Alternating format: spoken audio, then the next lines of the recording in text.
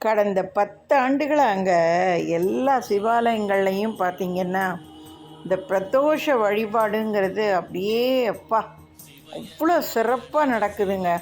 இவ்வளோ நாளாக இப்படி ஒரு பிரதோஷ வழிபாடு இருந்துதான்னு நம்மளாம் யோசிக்கிற அளவுக்கு பிரமாதமாக நடந்துக்கிட்டு இருக்குங்க எல்லா கோயில்லையும். இந்த மாதிரி சிறப்பாக நடக்கிற இந்த பிரதோஷத்துடைய பலன்கள் என்னன்றது நம்மள எத்தனை பேருக்கு தெரியும்னு தெரியல. சொல்கிறேன், தெரிஞ்சுக்கோங்க. அந்த பிரதோஷ பலனை தெரிஞ்சுக்கிட்டு அதுக்கு தகுந்த மாதிரி ஒவ்வொரு மாதமும் அமாவாசைக்கு முன்னாடி பௌர்ணமிக்கு முன்னாடி வருங்க பிரதோஷம்.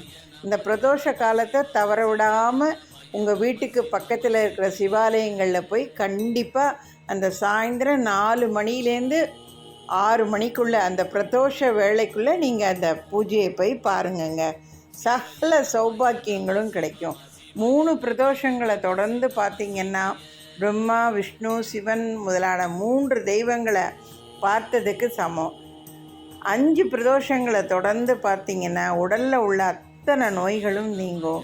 7 பிரதோஷங்களை தொடர்ந்து பார்த்திங்கன்னா திருமணம் ஆகாதவர்களுக்கு திருமணம் நடக்கும்.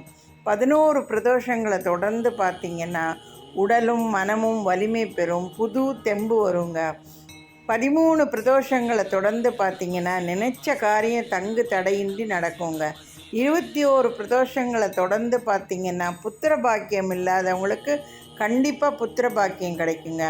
33 பிரதோஷங்களை தொடர்ந்து பார்த்திங்கன்னா ஒரு சிவன் கோவிலை கும்பாபிஷேகம் செய்த புண்ணியம் கிடைக்குங்க. 77 பிரதோஷங்களை தொடர்ந்து பார்த்திங்கன்னா ஒரு யுத்திர யாகம் செய்த பலன் கிடைக்குங்க.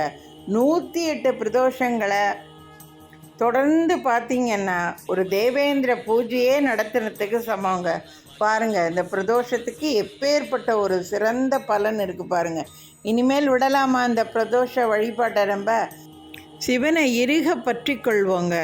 ஓம் நமச்சிவாய.